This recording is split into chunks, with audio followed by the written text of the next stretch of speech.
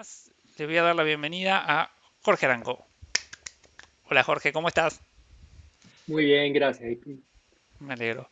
Bueno, contame Jorge, ¿dónde vivís?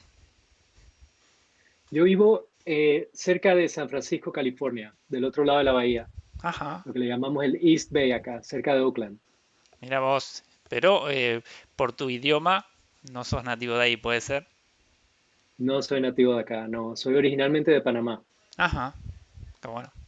Bueno, me gustaría conocer cómo te llevó el destino a vivir ahí. Mi familia y yo nos mudamos acá hace 7 años ya, y yo estaba corriendo una consultoría de diseño de experiencias de usuario Ajá, en Panamá, una compañía que fundé en 1995, 94, a mediados de los 90. Y, em, y llegamos al punto donde Panamá es un país relativamente pequeño, y yo durante todo el tiempo que estuve trabajando en la empresa, estuve participando mucho en la comunidad internacional particularmente de arquitectura de información, que es el ajá, área donde estoy enfocado.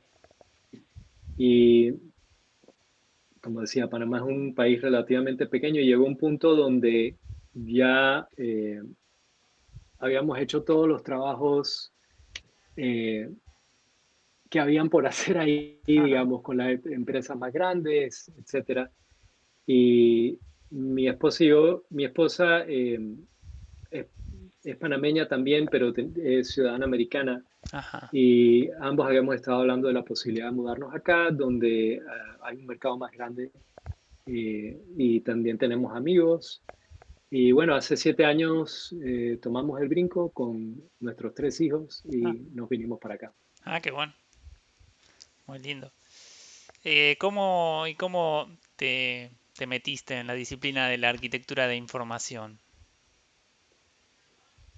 Mira, yo llegué a la arquitectura de la información casi por accidente, Ajá, ¿sí? Eh, yo tengo mucho tiempo de estar involucrado con computadoras. Eh, la primera vez que tuve la oportunidad de sentarme frente a un computador fue cuando tenía alrededor de 8 o 9 años. Mi abuelo para su negocio, había comprado una computadora y me permitió usarla. ujú, Y ese era el tiempo donde estaban apareciendo los primeros videojuegos, Space Invaders y todas estas cuestiones. claro. Estoy, eh, estoy dejando caer, ¿cómo se llama? Eh, eh, eh, Puntos que revelan mi edad, digamos. Está bien. Ah, pero me fascinó el mundo este de las computadoras desde muy temprano. Y por alguna razón terminé estudiando diseño de edificios, ¿sí? Claro. Y hice mi carrera de arquitectura acá en Estados Unidos. Y cuando estaba estudiando arquitectura fue un periodo de tiempo donde la arquitectura estaba en la transición de ser una carrera análoga, donde uno dibuja Ajá, mucho, a una carrera digital, claro. donde los dibujos se hacen con computadoras. Hoy en día los arquitectos trabajan completamente con computadoras. Ujú, Eh, a finales de los 80 todavía esa transición estaba en proceso, particularmente en las universidades. A mí me tocó trabajar con CAD en esos primeros años en que CAD estaba disponible a un nivel donde estudiantes universitarios podían acceder a eso. Y para cortarte el cuento, cuando me gradué de la universidad, mi intención era practicar como arquitecto, ujú. pero, pero yo seguía con la cuestión esta de las computadoras, y en particular estaba haciendo visualizaciones de edificios. Estabas Creo que te diciendo, perdí. sí, ahora estoy. Estabas diciendo que estabas haciendo visualización de edificios. estaba haciendo visualización de edificios y tratando de hacer arquitectura, pero arquitectura digital. Y para esos años fue que vi Internet por primera vez. Y entonces a comienzos de los 90 apareció el web. Y el web, cuando yo vi el web, eh, fue un momento que realmente transformó todo el resto de mi carrera. Ujú. Cuando yo estaba estudiando arquitectura, a mí me gustaba mucho la idea de eh, que los arquitectos transforman el mundo, ¿sí? Buenísimo. Y los arquitectos son responsables por los entornos en los que nos movemos, en los que transaccionamos, en los que aprendemos, Ujú. en los que vivimos. Y cuando estaba estudiando arquitectura, esas eran las cosas que a mí me emocionaba de la arquitectura y en particular me gustaba mucho la arquitectura de eh, las primeras 2 décadas del siglo XX, los arquitectos modernistas tipo Mies van der Rohe y Le Corbusier y todas estas personas. Ujú. Y recuerdo ver una foto en un libro de historia de arquitectura donde estaban todas estas personas reunidas, todos estos arquitectos que transformaron el mundo y estaban en una conferencia. Y en esta foto estaban todos los más importantes, ¿sí? Y cuando yo vi el web, tuve no puedo llamarlo más que una intuición de que el web iba a transformar el mundo quizás de una forma igual de importante o puede que más importante que lo que transformó la arquitectura moderna, ¿sí? Oh, ujú. Eh, y en ese momento yo decidí dejar mi profesión de arquitecto y comenzar a hacer diseño para web. Wow. Fue una, fue una decisión que no fue fácil. Por un lado, eso fue antes de que en Panamá hubiera acceso comercial a Internet, o sea que todavía era muy temprano, ¿sí? Ujú. De hecho, mi primer cliente, pues yo decidí comenzar a hacer esto como negocio. Claro. Y mi primer cliente fue el primer proveedor de servicio de Internet comercial en el país. Y fue el website de ellos. O sea que estábamos Qué pionero. literalmente, Ujú. estábamos bootstrapping la industria, ¿sí? Claro. Y bueno, yo comencé por allá haciendo web. En esos días no había mucho, no habían cursos, no se podía estudiar este tipo de tema en la universidad. Eh, Todas las personas que son contemporáneos míos, o la gran mayoría de las personas que son contemporáneos míos en la industria, Ujú. vienen de otras profesiones, periodismo, eh, antropología, otras ramas de diseño. Claro. Hay varios amigos míos que son arquitectos también. Pero bueno, echando algunos años adelante, yo venía con esta idea de que esto era como la arquitectura. Y a mediados de los 90 vi un libro y lo vi por accidente en, en una librería en Panamá Ujú. llamado Information Architects de Richard Solomon. Lo estoy Ujú. buscando. Acá tengo mi copia. Yo estoy rodeado de libros acá. Qué bien, Eh, qué lindo. pero, pero sí, este es el libro.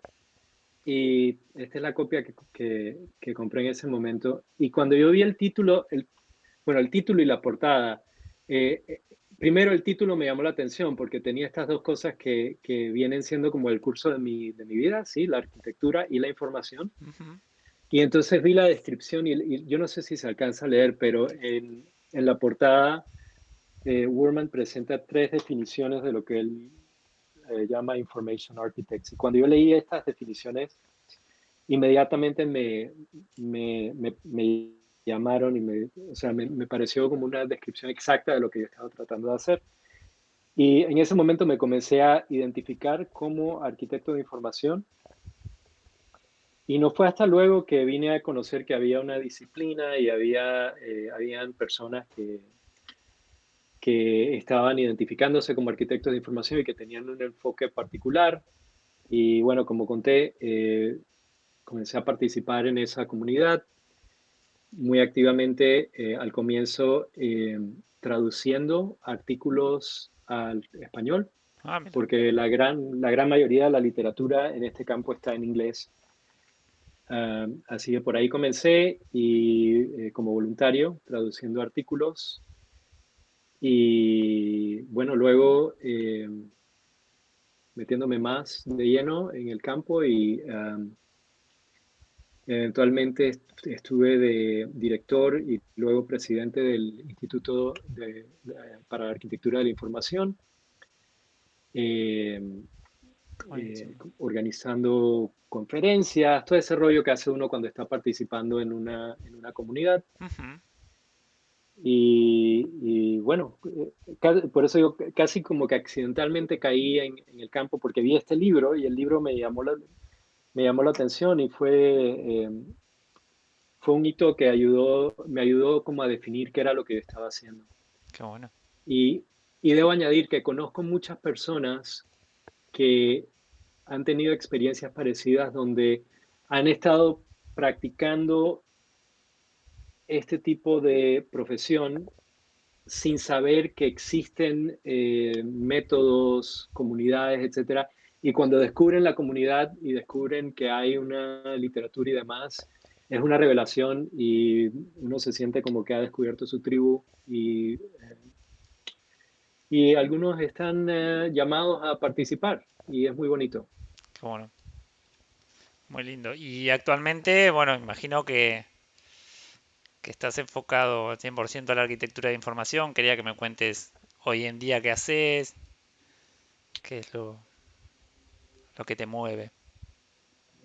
Sí, mira, la arquitectura de la información es un campo muy amplio, ¿sí? Y hay personas que cuando uno dice que es un arquitecto de la información, primero hay muchas personas que no saben lo que es la arquitectura de la Mm. información y quizás vale la pena, si hay personas escuchando que no conocen el término, vale la pena definir de qué se trata esto.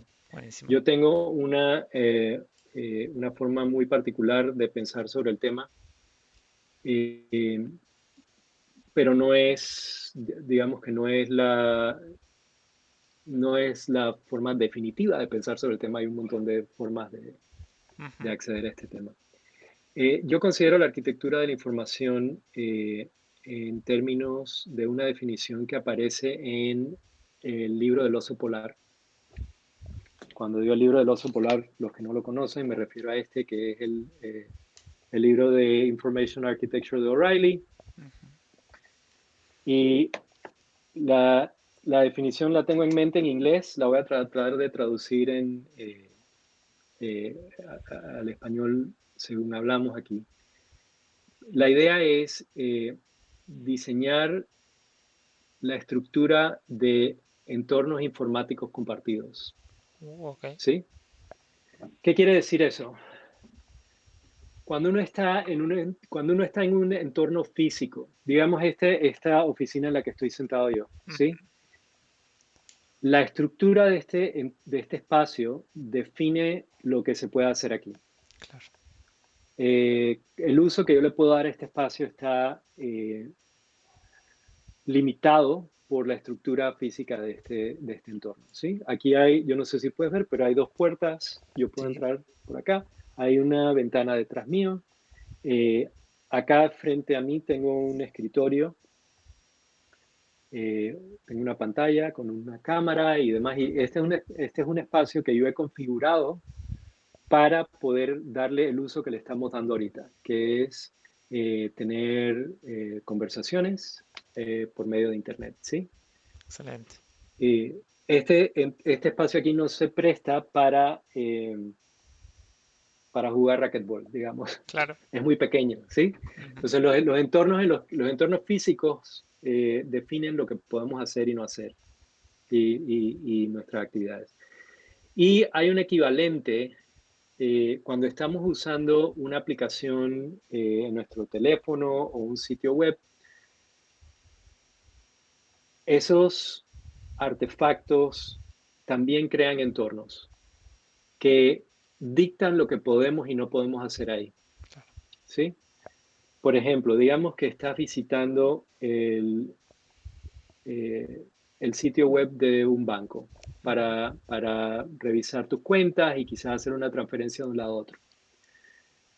En ese sitio web vas a ver ciertas opciones, ciertas palabras en los botones, ciertos botones, eh, y todos esos términos crean estructuras que te dejan saber que estás en un banco y apoyan ciertas actividades y limitan ciertas otras actividades, ¿sí? Y los arquitectos de información creamos estructuras, principalmente estructuras semánticas, o sea, listas de términos Ok, y relaciones entre esos términos que permiten que la gente encuentre las cosas que están buscando usando herramientas digitales y entiendan esas cosas una vez que las encuentran, ¿sí? bien. Y eso definitivamente es lo que hago yo. Ahora, eso suena muy abstracto. Y si hay alguien escuchando eso ahorita dice, ¿cómo así que estructuras digitales? Déjame darte un ejemplo. Eh, lo que hago yo desde el punto de vista práctico es, yo digo, yo diseño software, ¿ok? Y el software que diseño tienden a ser sistemas, algunos relativamente complejos, que las personas usan para hacer su trabajo. Pueden ser sistemas médicos, pueden ser eh, sistemas digitales para productos tecnológicos, por ejemplo, manejo de redes, Ujú. ¿sí?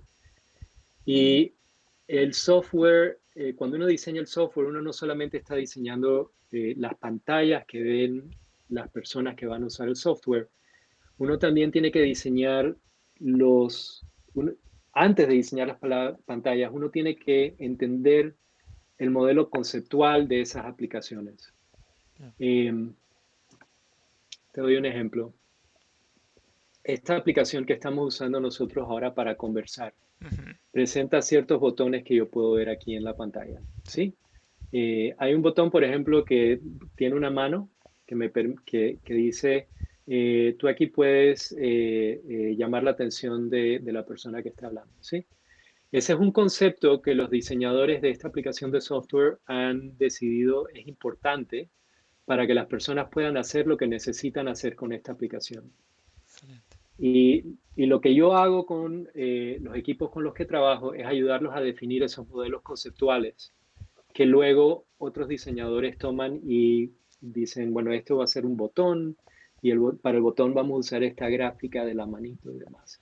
¿Sí? Yo rara vez toco la parte visual de las cosas. Normalmente estoy trabajando a un nivel más abstracto donde estoy ayudando a definir los conceptos, Claro. eh, la relación entre esos conceptos, la coreografía, qué parte de la experiencia debes ver antes de otra parte de la experiencia para que hagan sentido, ese tipo de cosas. Perfecto. Yo te hago una pregunta ahí. ¿En qué Sí, parte de un proceso, de un producto, entras vos como...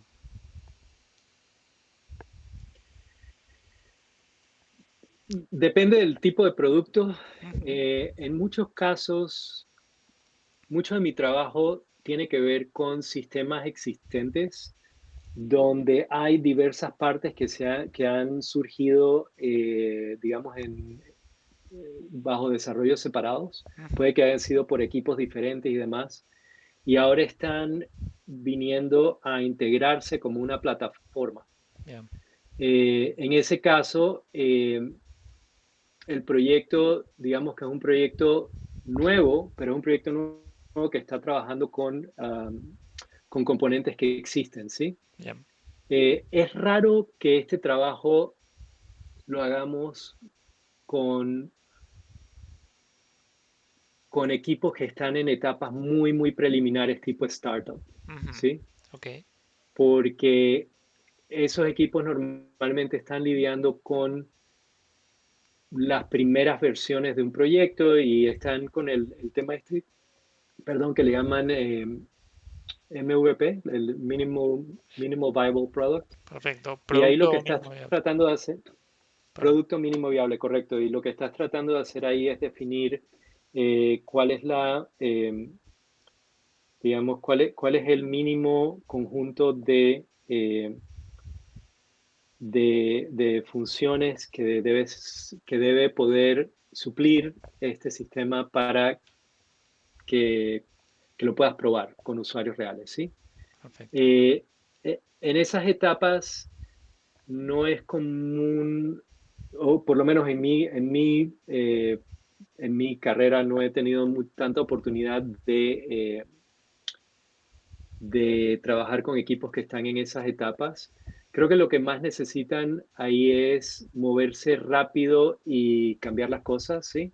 Perfecto. Y donde este tipo de trabajo los podría ayudar quizás es ayudarlos a clarificar cuál es la visión que están tratando de implementar y definir cuál es el mínimo conjunto de conceptos necesarios.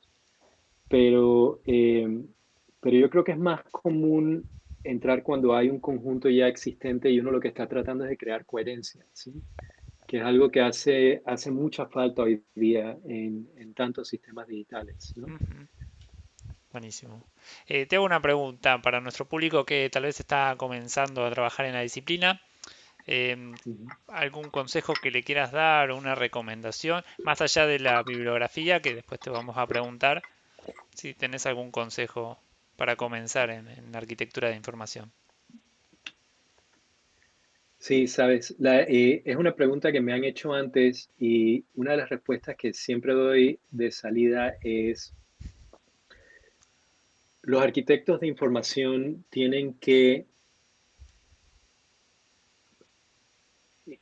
dominar el idioma, ¿sí? El idioma es nuestra materia prima, digamos. Bien. Cuando digo que uno está definiendo conceptos, lo que quieres es ayudar a las personas a entender las diferencias entre un componente y otro, una función y otra, una parte del entorno y otra. Por ejemplo, estábamos hablando del ejemplo este de un sitio web de un banco. Ujú. Cuando uno está en el sitio web de un banco, una de las cosas que tienes que poder comunicar claramente es cuando estás viendo el sitio público que puede ver todo el mundo y cuando has ingresado en la parte privada del sistema donde puedes ver tus propias cuentas, ¿sí? Ujú. Eso requiere que manejemos muy bien el idioma. Y una de las cosas que yo recomiendo es que los arquitectos de información, para ayudarlos a mejorarse en el uso del idioma, pueden aprender un segundo idioma, ¿sí? Ajá. Y la razón que sugiero eso es porque el idioma es tan, es algo tan central a nuestra identidad y nuestra forma de ser que lo tomamos por dado. Y, y, y, y parece ser, a nosotros se nos siente como algo que siempre ha existido y que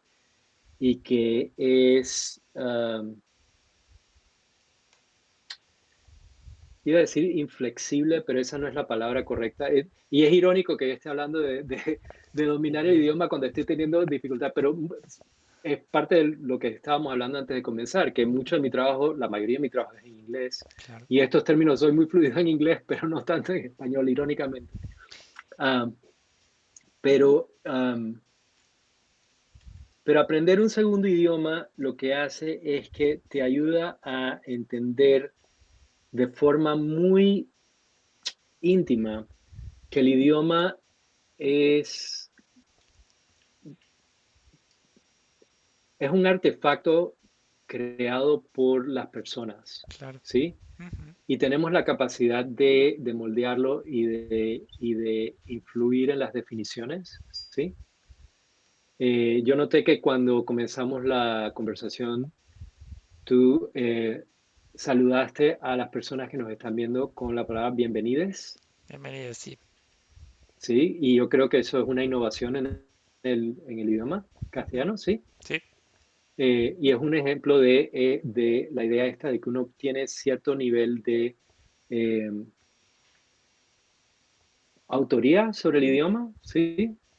Y gran parte de lo que hacemos los arquitectos de información es etiquetar las cosas, decir, mira, esta parte de esta experiencia La parte privada se va a llamar así y esta otra parte se va a llamar así. Y para poder hacer esas recomendaciones tenemos que tener buen manejo del idioma. Qué bueno. Bueno, yo te quiero contar un caso mío. Yo soy de la rama del desarrollo y nosotros acá, bueno, en Argentina, obviamente usamos el idioma inglés para todo esto, pero también hay muchas palabras que las hacemos en español mezclado con inglés, ¿no? Y que tienen un significado, obviamente dentro de nuestro ámbito, pero bueno, pasa eso también, ¿no? Que creamos palabras de alguna manera. Y ya que Sí, te estoy contando de mi profesión, quería preguntarte si has tenido experiencias trabajando con gente de desarrollo y por ahí intentando de llegar a un acuerdo en los términos de arquitectura de información y si has tenido algo de eso que contar. sí, yo por mucho tiempo decía que parte del trabajo que hacíamos los arquitectos de información era servir como traductores entre las personas responsables por la experiencia y las personas responsables por la implementación. Eh, eso, eso no es tan cierto hoy día como lo era hace, digamos, 10 años, quizás 15 años. Eh, lo que sí es cierto es que si uno está en el negocio de ayudar a concebir los modelos conceptuales que subyacen estas experiencias, una de las cosas que tienes que hacer es entender la infraestructura tecnológica sobre las cuales se va a construir la experiencia, ¿sí? Particularmente hoy día cuando los sistemas con los que estamos trabajando son tan complejos y, y tienen tantos componentes que requieren de interacciones con otros componentes. Eh, yo creo que es muy importante que las personas que hacemos diseño a este nivel tengamos por lo menos conocimiento de la infraestructura tecnológica, Ujú. el lingo que usan las personas que implementan. Eh, mira, y la historia y esta es otra de las cosas que yo aprendí estudiando arquitectura y la forma en que lo explico siempre es, cuando yo estaba estudiando teníamos un curso que se llamaba Materiales de Construcción Bien, sí, y ese curso tenía dos componentes. Tenía un componente teorético, que era, lo aprendíamos en un salón con un profesor parado en un tablero y teníamos lecturas y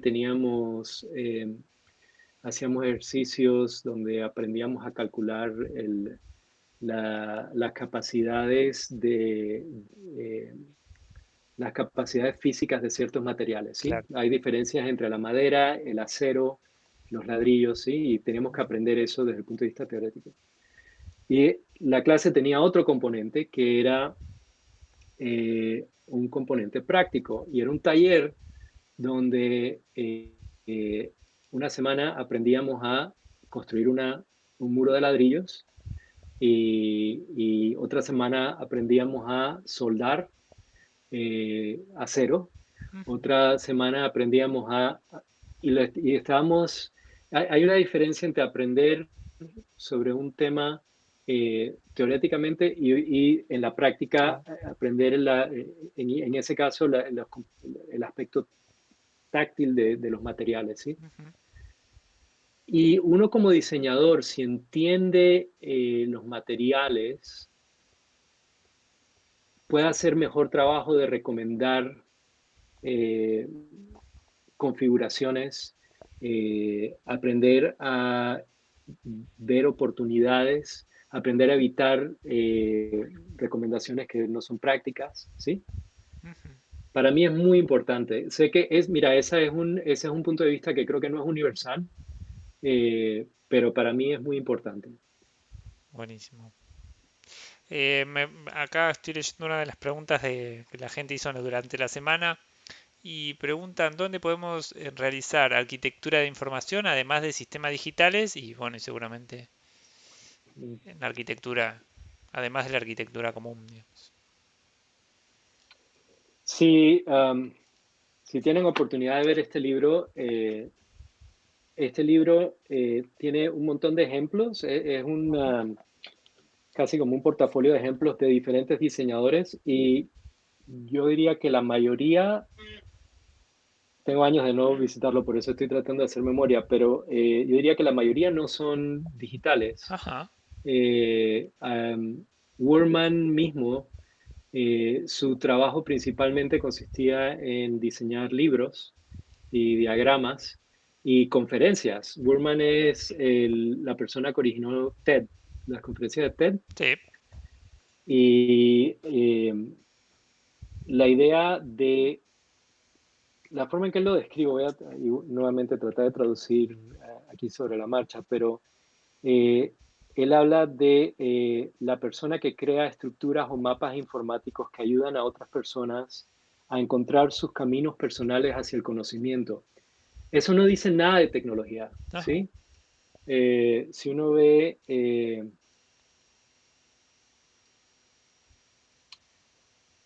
hay libros que son obras de arquitectura de información, ¿sí? Estoy pensando uno de un autor argentino, Julio Cortázar, mm, ¿sí? Rayuela, sí, ¿conocen? Sí. A mí me parece que ese es un libro que, que toma como su material en parte la estructura misma del libro, ¿sí? Y hay, los libros mismos tienen una arquitectura. Si uno abre un libro a la tabla de contenidos, el autor del libro ha pensado muy cuidadosamente la secuencia en la que va a presentar los temas, claro, ¿sí? Eh, Mencioné Rayuela porque es un libro que digamos que no, no es que no respeta, sino que juega con esa idea, ¿sí? Eh, pero sí, yo no creo que es necesario pensar en el trabajo de los arquitectos de información como un trabajo que necesariamente tiene que ser implementado con tecnologías digitales. Eso dicho, parte de la razón por la cual es relevante, sobre todo hoy día, es que estamos en proceso de migrar muchas de nuestras interacciones más importantes de entornos físicos a entornos ujú, digitales, claro, ¿sí? Esta pandemia en la que estamos ahorita, una de los efectos que está teniendo es que estamos todos teniendo que trabajar desde casa, los que podemos. Hay personas bueno, que desafortunadamente no pueden hacerlo, pero los que podemos y tenemos el privilegio de hacerlo, estamos trabajando desde casa. Y esto lo que está haciendo es acelerando una tendencia que viene desde hace muchos años, donde la, no solo el trabajo, la forma en que aprendemos, la forma en que, en que interactuamos con nuestras sociedades desde un punto de vista cívico ujú, está ocurriendo cada vez más por medios digitales. Acá en Estados Unidos recientemente vi una estadística de que 40% de las parejas se están conociendo por Internet. ujú, Que me parece que es una cifra que cuando la leí me pareció más alta de lo que yo sí, esperaba. Eh, Eso es algo que los seres humanos hemos hecho por muchos siglos, ¿sí? Conocer a nuestras parejas y es algo que está ahora ocurriendo por medio de estos entornos digitales. O sea que, si bien es cierto que la arquitectura de información se puede practicar en otros medios, este es el medio que más la necesita y donde es más relevante en estos momentos. qué bueno, muy bueno. Te leo otra pregunta por acá. ¿Cómo hace o dónde te seguís formando en la disciplina? Yo tengo una actitud muy, digamos, abierta hacia lo que constituye la disciplina. Ujú, Eh, Me gusta leer mucho y muy amplio, digamos. Eh, yo aprendo más que nada a través de libros. Eh, hay, También hay conferencias y hay meetups y hay un montón de otras claro, formas de hacerlo. Para mí, principalmente es lectura. Eh, yo creo que yo soy de las personas que creen que la educación no termina cuando uno se gradúa y eso es algo que he sido bastante disciplinado a través de toda mi vida. Ujú. eh, y me gusta leer particularmente cuando encuentro un libro sobre un tema que me interesa y que me hace incómodo. Me hace incómodo en el sentido de que quizás no estoy entendiendo todo lo que estoy leyendo y Claro. me toca como que pensarlo un poquito y el material que a uno lo reta un poco, creo que es interesante, por lo menos para mí. Eh, Hablar con colegas me ayuda mucho. Eh, yo también escribo, tengo un blog y escribir me ayuda mucho. Y escribir en público es un tema que al comienzo me asustaba un poco porque uno siempre tiene este miedo de, ¿y si digo una estupidez? La gente va a pensar que no sé o voy a tener que corregirme o puede que diga algo incorrecto. Y cuando uno le pierde el miedo y realiza que de todas formas va a decir estupideces, pero si uno sigue escribiendo tiene la oportunidad de corregir las estupideces, eh, uno tiene la oportunidad de crecer mucho, ¿sí? Y a mí me gusta mucho escribir y me gusta escribir en público porque recibo feedback y he tenido cosas que he publicado donde hay alguien que me ha escrito y me ha dicho, sabes que esto que estás escribiendo acá tiene un precedente y me mandan el precedente, entonces escribo otro post diciendo, mira, estaba equivocado, hay un precedente y demás, y es como uno convierte la discusión, el tipo de discusión que uno tendría con su cuaderno, uno convierte el cuaderno público, digamos, y eso es algo que me ha ayudado mucho a mí también. Qué bueno, ¿eso lo haces mediante un blog? Tengo un blog, sí, ¿Cómo es? jarango.com. Perfecto. ¿Y alguna lectura que nos quieras recomendar? Bueno, lecturas, si estamos hablando de arquitectura de información, bueno, y aquí me voy a hacer propaganda a mí mismo, pero el libro que mencioné antes, Ujú. Information Architecture, dije, me voy a hacer propaganda porque yo soy uno de los coautores de la Ah, cuarta qué edición. bueno.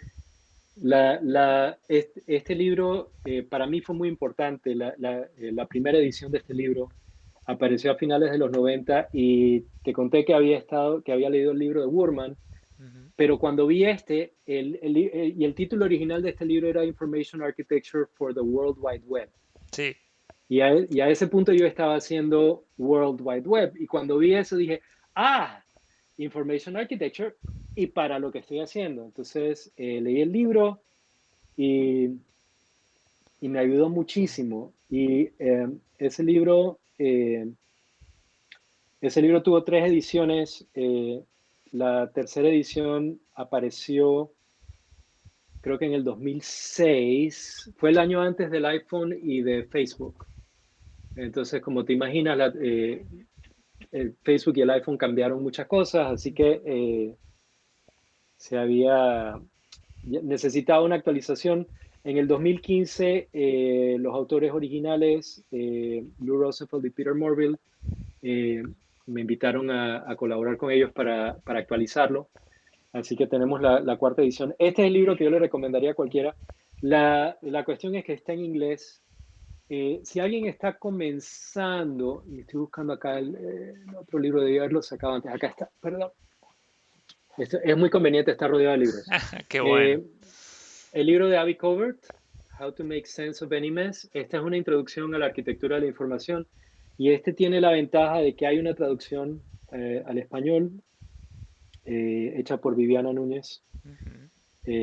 que vale la pena y no sé si tengo los links. A ver.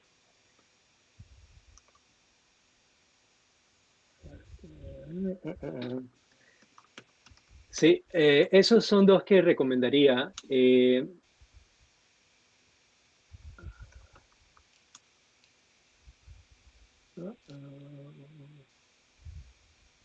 El otro es Bueno, esos son para arquitectura de información. Déjame mencionarte otro libro. Estaba hablándote antes de que comenzáramos a grabar sobre dos libros que ha publicado, eh, que editó Lorena Paz. Y estos son colecciones de ensayos sobre el campo. A mí me parece que estos dan como una buena cobertura. Ujú. Estoy tratando de buscar recursos en español, ¿sí? Buenísimo. Te Que, agradecemos por eso. a ver, ¿qué más? La, la otra cosa que yo recomendaría para alguien que esté interesado en el tema Ujú. es eh, la conferencia de arquitectura de la información, el Information Architecture Conference. Ajá. Acaba de terminar la semana pasada, hace 2 semanas están ahorita en los talleres.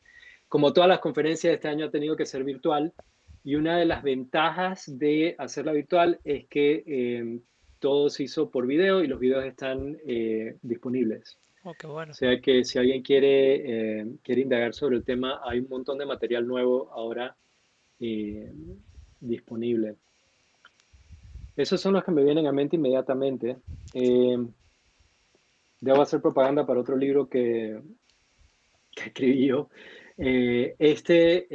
Apareció hace 2 años y es sobre el tema que estábamos hablando hace un rato, donde mencionaba que estamos en proceso de mover todas estas interacciones de entornos físicos a entornos digitales. Ujú. Y este libro trata sobre ese tema específicamente, en qué consiste un entorno, de qué consiste un entorno digital y cómo cómo podemos ser más responsables como diseñadores sobre las intervenciones que estamos haciendo cuando hacemos diseño para estos entornos digitales. Buenísimo, muy bueno. Tengo preguntas sobre la educación. Quería saber si vos actualmente sos docente, estás dando clases. Sí, soy docente, estoy enseñando en el programa de posgrado de diseño de interacción en el California College of the Arts Ujú. en San Francisco y acabamos de terminar el semestre. De hecho, esta mañana estaba asignando las notas finales. He estado enseñando, este semestre estuve enseñando dos cursos. Uno era el estudio de sistemas y el otro era un estudio de prototipado. Perfecto. Yo tengo una pregunta acá que no sé de dónde es la persona que preguntó. Mariela Alejandra pregunta, ¿dónde se podría estudiar sobre el tema y algún curso recomendado? Yo no sé si esta chica es de acá o de dónde es, pero que también hay otra pregunta que tiene que ver si vos conocés el contexto en Latinoamérica con respecto a la arquitectura de la información y la educación en base a esa disciplina.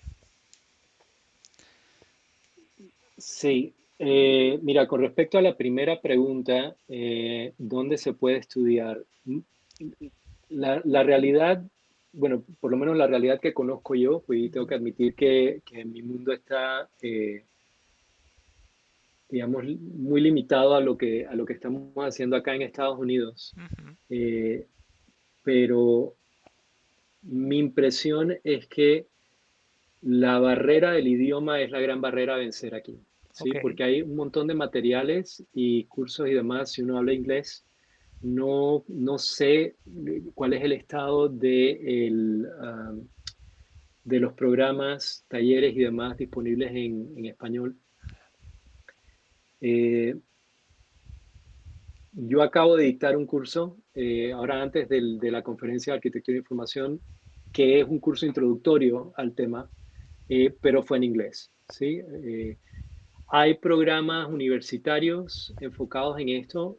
Eh, Francamente, yo no estoy muy al tanto. Sé que la Universidad de Michigan tiene uno y lo conozco porque un amigo mío enseña allá. Y sé que hay algunas otras universidades que están enfocadas en el tema. Eh, pero sí, no estoy muy al tanto de lo que está ocurriendo en otros sitios. Perfecto. ¿Cuál fue la segunda pregunta que no hice Esto nota? sí tenía a nivel Latinoamérica. Si sabías cómo es el contexto a nivel de la enseñanza de la arquitectura de información. Bueno, sí, como dije, no estoy al tanto.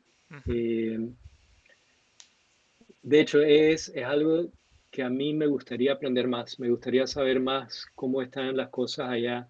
ujú, Yo desde que me mudé acá no he tenido tanto contacto con las comunidades en Latinoamérica, desafortunadamente. Y creo que lo nota en las pausas en mi idioma. Pero sí, a mí me gustaría aprender más también de qué está ocurriendo.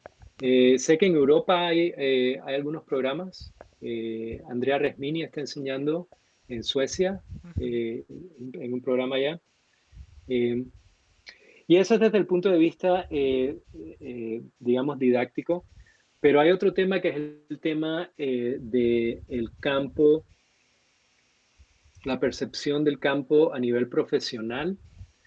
Una de las cosas que a mí me gusta enfatizar es que la arquitectura de la información no es algo que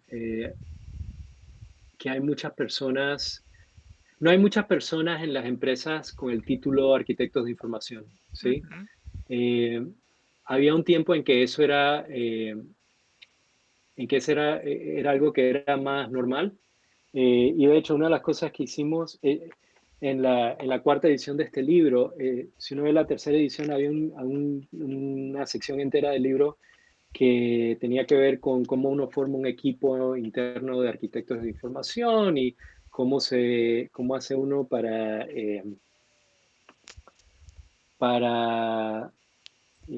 capacitarse como arquitecto de información y demás. Y decidimos en la cuarta edición sacar todo ese material que tenía que ver con la identidad del arquitecto de información como profesional y enfocarnos en la arquitectura de información como disciplina de diseño, ¿sí?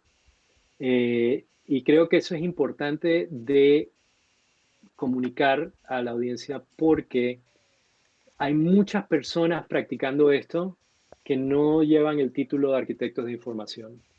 Y eso es perfectamente posible, aceptable, normal, etcétera.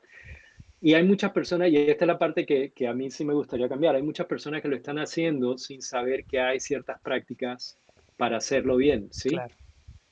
Y esa es parte de lo que me gustaría enfatizar, que tenga uno el título de diseñador de interacción o diseñador de servicios, diseñador de productos, gerente de productos. Hay un montón de personas en las organizaciones que están tomando este tipo de decisiones Ujú, y yo creo que es más importante que sepan sobre la arquitectura de información y qué es lo que uno debe hacer y cuáles son las mejores prácticas.